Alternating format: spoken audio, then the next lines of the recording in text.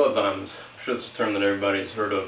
If the media had reported on the situation in Sierra Leone in the mid to late 1990s, and if you had wanted to buy a diamond here in the States, you probably wanted your jeweler to be able to prove to you that that diamond was not mined in a conflict area. And what that jeweler should have been able to do was present a document that had come from the Kimberley process that proved just that that diamond was not mined in a conflict zone. Now at that time you didn't have to know where Freetown was, you didn't have to know who the RUF were.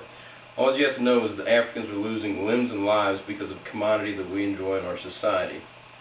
Because you understood that, you were able to act responsibly in the international scheme, because you understood that your decisions at home impacted others globally.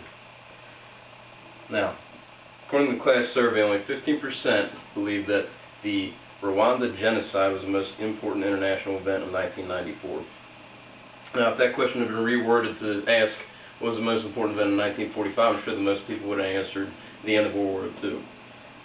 It seems as if African genocide is not as well understood or as widely taught as European genocide may be. Now, not all aspects of life are in this international scope. Not everything is interconnected, but many things are. Our cell phones that we use every day, there are certain components that are mined in conflict areas around the world, and they end up making it into our markets, and we unintentionally support certain rebel groups, which we will discuss further. Now, being able to understand these situations, we are able to have a voice for those that cannot speak out. We can act responsibly, be it in the products that we purchase or be it in the careers that we pursue, because in understanding these events, we understand that our decisions impact others around the world. Now, what I didn't mention before was 100% of you in the class survey believe that international events are very important to understand. I want to reaffirm that notion just to make sure that everybody is on the same page when it comes to, without understanding these things, we cannot act responsibly in a world that is completely dominated by globalization. Now let's cover some current events and their situations right now. Darfur, I'm sure most everybody's heard of that as well. It's a western region in the Sudan. Currently there's genocide taking place there. Many people ask, why has this not been stopped? Why hasn't the Western nations, the UN, or the United States done anything about this? Now, according to John Gazvinian in 2007, the reason behind this is because China, one of the permanent members of the UN Security Council, vetoes all mandates that are robust enough to implement peacekeeping operations in the region that would actually be successful. Now, China does this because of economic interest in the region, which is oil. Sudan has actually large resources of oil. The point behind this entire situation is not only understanding why sometimes the international community is not able to operate properly, but understanding that one country can hinder the entire community from implementing peacekeeping operations that could stop genocide, simply due to economic interest. Now, moving south in the continent of Africa, we can go into DR Congo. Now, this is an area where actually our decisions impact almost on a daily basis. Ores that are mined in eastern Congo are eventually smelted into minerals that find their way into electronic companies throughout Southeast Asia and eventually into our markets here in the U.S. The two main ores or eventual minerals that we use the most over here are tungsten and tantalum. Tantalum is used to store energy in batteries, and tungsten is used in the vibrating motors of cell phones. Now, one of the main groups that mines these minerals and sells it to companies that we in turn buy from is the FDLR. It's a French acronym for a rebel group operating in eastern Congo. Now, some of these guys are the ones that had actually perpetrated the 1994 genocide in Rwanda. They still operate in the region, and they instill fear in the population by committing mass rape of women and mass murders of families.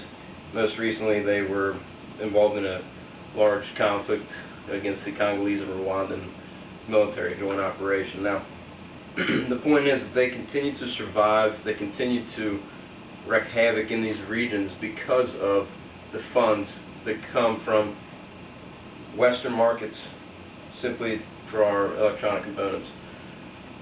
We have to understand that if we were to implement a system such as the Kimberley process, which was implemented because of the media exposing the blood diamond issue in Sierra Leone, we could actually come up with a comparable system that would prevent companies from dealing with these types of rebel groups. Please go to slide 3. Now, according to the Enough Project in 2009, they believe that the U.S. market has the most leverage globally to be able to prevent further mismanagement of these resources that go towards these groups. And as I stated before, if the U.S. population understands the situation, we may be able to implement a system such as the Kimberley process. Now, moving east to Somalia, we run into a term that we would typically associate with hundreds of years ago. That's piracy.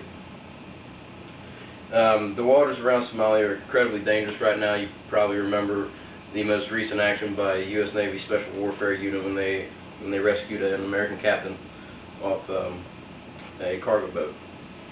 Now, the Somalians will tell you that the reason behind the piracy is that their waters have been overfished by Western fishermen, Europeans mainly, and Europeans have also used their country as a toxic waste dump. Now, some people may refute this, other people may agree with it, but according to the BBC, hundreds of millions of dollars have been fished in that region over the past couple of years, and none of that money has made it back into the local economies.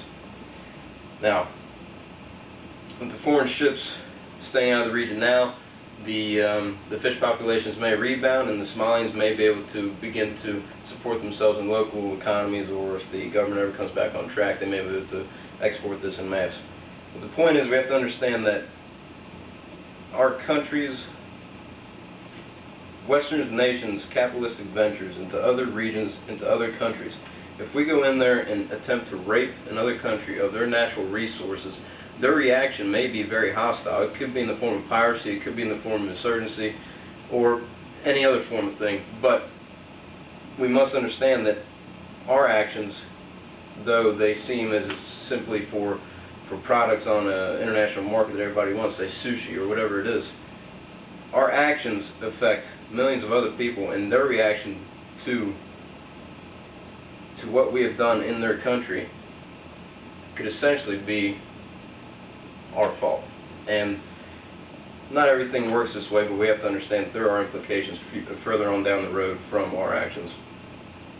Now, please go to slide 4, please. We've covered multiple different things right now. Some may seem a little bit random, but we talked about the Sudan and Darfur and why the international community has not been able to stop genocide there. We spoke of the Congo and the minerals that are being mined there, and what we may be able to do to stop that process. And we also talked about Somalia and the implications of capitalistic ventures when they go into the country, and what the reactions may be to what our policy is. Now, as I said, these may seem such as random events, but I hope that these examples give you more of a reason to understand the world and to further your knowledge about all of these things, so that you may be able to act responsibly, be it in your product choices, be it in your career choices. I believe it's crucial for us to do so, because a society that is well informed is more apt to operate efficiently, hopefully more morally as well.